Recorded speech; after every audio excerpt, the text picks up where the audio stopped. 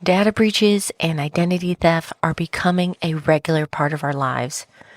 Learn how you can protect and secure your personal information. Welcome to Simplify and Enjoy, the podcast and community focused on helping families have less stress and more options through minimalism and financial independence. I'm your host, Elle Martinez. This podcast is sponsored by Coastal Credit Union. Coastal's mission is to help you live a better life by offering you a better way to bank. Find out how at bankbetter.org. Identity theft, data breaches, and scams are something that many of us are dealing with way too frequently. Recently, I got a letter from the medical system that we use for our doctor's appointments, and it went a little something like this. Dear valued patient, we're committed to improving the health and well-being earning and maintaining the trust of our patients is paramount and reflected in demonstrating transparency, accountability, more stuff to soften what we have to admit. In support of these principles, we are writing to let you know that information related to your use of our health portal may have been transmitted to a completely different and unrelated company in error. Oops. Crazy thing is, this isn't the first or worst notification we received about our data being possibly compromised or shared. If you ever shopped at Target, been a T-Mobile user, or have been on Facebook, chances are you got a notification as well. And those are just some of the big ones. If you like tracking those things, I'll include a link to sites like Wire, which shares the new data breaches that pop up in the news. Protecting our personal information and identity is getting harder. You have scammers and identity thieves getting smarter, going beyond phishing emails. They could be using skimming devices at places where you buy. Then there are hackers breaching companies' database, or even an employee illegally accessing and dumping the data publicly, like with what happened over at Capital One. There's a lot to worry about.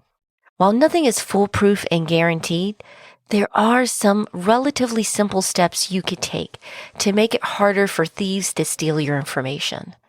In this episode, we're going to get into how to secure your information offline, protecting yourself online, and then resources to help you if you're a victim of identity theft. All right, let's get started. Even though most of what we see on the news highlights what happens online, there are plenty of precautions you can do offline to prevent or at least minimize some of your information getting out. The first is simplify your wallet. To keep others from snatching much of your sensitive information, slim down your wallet to the essentials that you need for that day or week. I understand if you want to keep one credit card in your wallet for emergencies, but you don't want to have all of your debit cards, credit cards, and store cards there daily. I know some people do this, but do not keep your Social Security card on hand as a regular part of your wallet. The next thing is, let's talk about those cards. Those EMV credit card chips are more secure to use. That's because they generate a unique code per transaction, so it's actually going to be much harder for someone to replicate your card. And if you want more control on how you manage them, like turning them off and on again, or maybe set controls with geographic rules, transaction types, there are apps like CardNav available out there that give you more control over them. I know as a Coastal member, they've worked with the app, so it's very easy. And then you can turn off your cards when you need to, and then within seconds, turn it on when you have to use them. I know I'm harping on cards, but that's the way many of us take care of payments. One of the things I especially want to mention is opt out of those credit card offers, the junk offers that you get in the mail. Most times, if you're getting pre-approved for a card, it's not going to be the best deal. In fact, it's probably a bad deal for you. Check out optoutprescreen.com to submit a form to get out of junk mail. It's quick and it's free. We're talking about documents, but something that's important is just when you have to replace those cards, when they expire, or you have other documents you no longer need, make sure they're properly disposed and or shredded. I'm talking about certain receipts, credit applications that are pre-filled, insurance forms, physician statements, bank statements, and so forth. You don't want someone to take that information from you. The next thing to consider is who has your information in the first place. Before you fill out the forms, whether it's at work, business, or a doctor's office, make sure that you understand how they're going to use it. Ask them, do they really need to have your social security number? If so, how are they going to safeguard it? And then finally, make sure you have secure storage at your home. Go ahead and get a safe or a lockbox to keep your sensitive information in. When at work, make sure your purse and wallet is in a secure place at all times. By layering these different tips, you're taking a huge step toward protecting your sensitive and private information. If you're listening to this podcast, chances are you're already somewhat savvy when it comes to being online. With just a few extra precautions, you can secure your accounts and information a little bit more fully. The first is verify before sending anything. Double check and know who's getting access to your information. As a rule of thumb, financial and government institutions, like the IRS, for example, are not going to be asking for your personal info through email. If you're in doubt, find the official contact number for the company and then use it. Second, you've probably heard this, but I have to emphasize this. Create unique and strong passwords. This is especially true when you're dealing with sensitive and personal information. Look, I truly get it. Not only do you have to remember your personal accounts, you probably have some ones at work, and if you're a parent, you have your kids' accounts to worry about. That's why getting a password manager can make your life so much simpler while still keeping your accounts secured. LastPass, 1Password, and Bitwarden can be good options to look into. Two-factor authentication adds a layer of protection. With two-factor, you're essentially adding a key along with your password. Usually when people use it, they go with the text message option where the site sends you a time-sensitive code. There's also apps like Authy that are more secure and easy to manage once you set things up. And then make sure you properly wipe your old computers and cell phones. Before you sell or donate your old laptop or your smartphone, go ahead and make sure that all of your personal data is off of there. There are data destruction programs you can use, including your hard drive's manufacturer's own program. And for phones, make sure you remove your SIM card. Finally, be wise with how much information you share online. If you have a public profile, either for professional or personal reasons, be careful about what you post. I'm not trying to make you paranoid, but some identity thieves look for information that you share, and they try that out when you see those security questions asked to reset your passwords. So there you have it. Hopefully this will make going online less stressful and keep your accounts more secure. We've talked about how to prevent and take precautions with protecting your information. But as I mentioned at the top of the show, nothing is 100% guaranteed and secured. So what do you do if you are a victim? Here are some key steps to keep in mind. The first is you want to make sure that if it's with your credit cards and your bank account information, that you notify your providers right away.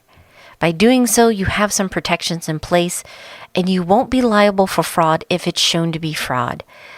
Reporting it as quickly as possible is a necessary step. Then, depending on the situation, filing a police report as part of that record can also help you prove that this was fraudulent and a crime was committed.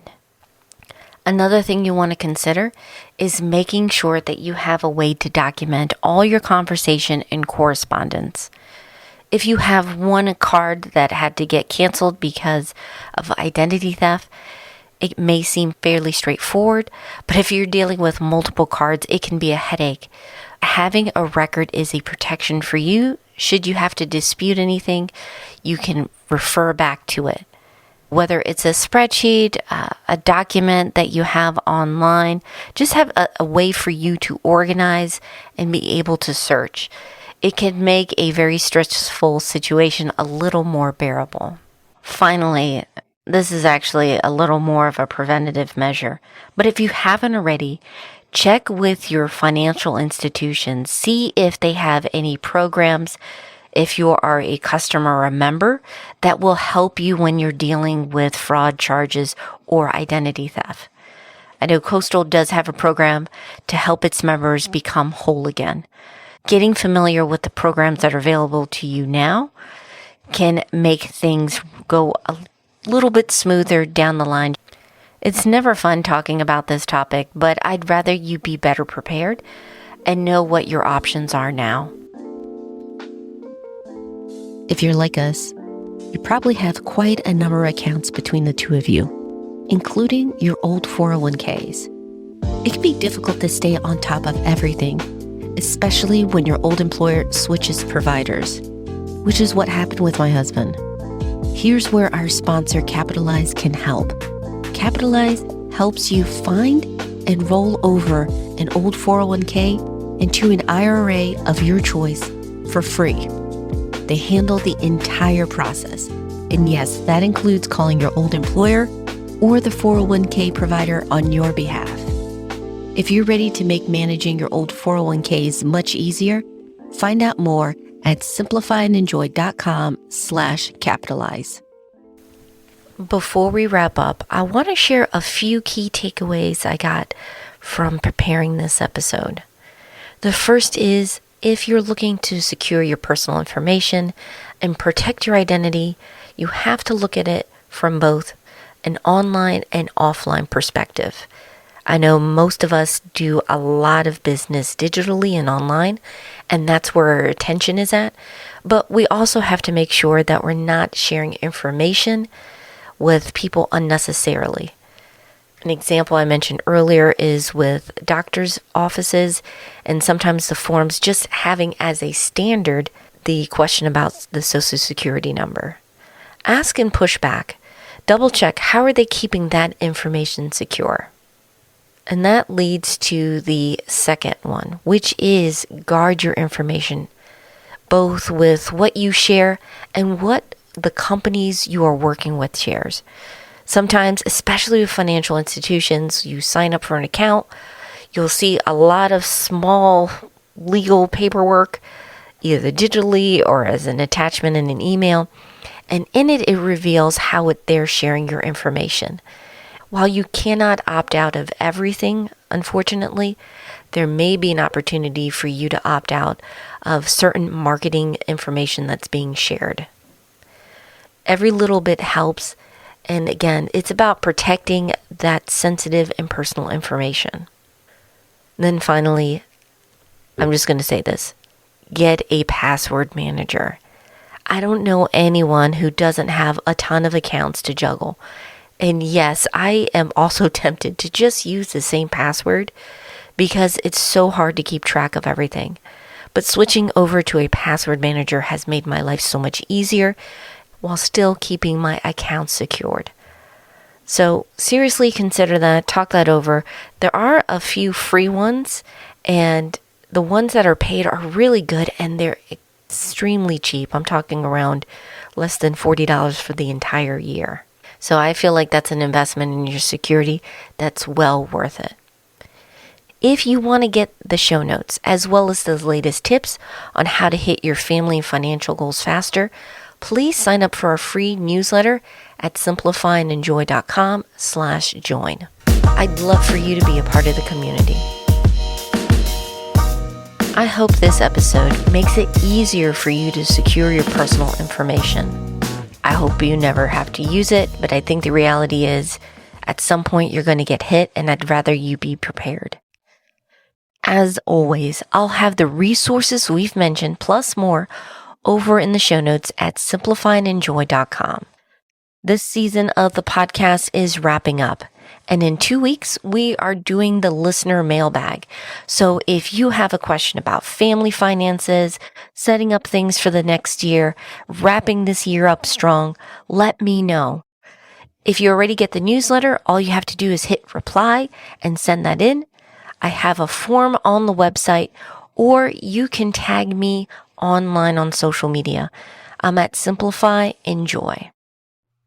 If you don't want to miss out on any of these episodes, make sure you're subscribed to the show. We're on Apple, Spotify, Audible, wherever you get your podcasts. Our theme was by Staircases, with additional music coming from various artists over at Audio. Finally, and most importantly, thank you so much for your support. I appreciate you not only listening, but sending in those questions, your stories, and ideas for the podcast. And I love that you're sharing your favorite episodes with your friends. I want families to hit their personal and financial goals faster. I hope you have a wonderful week. Take care.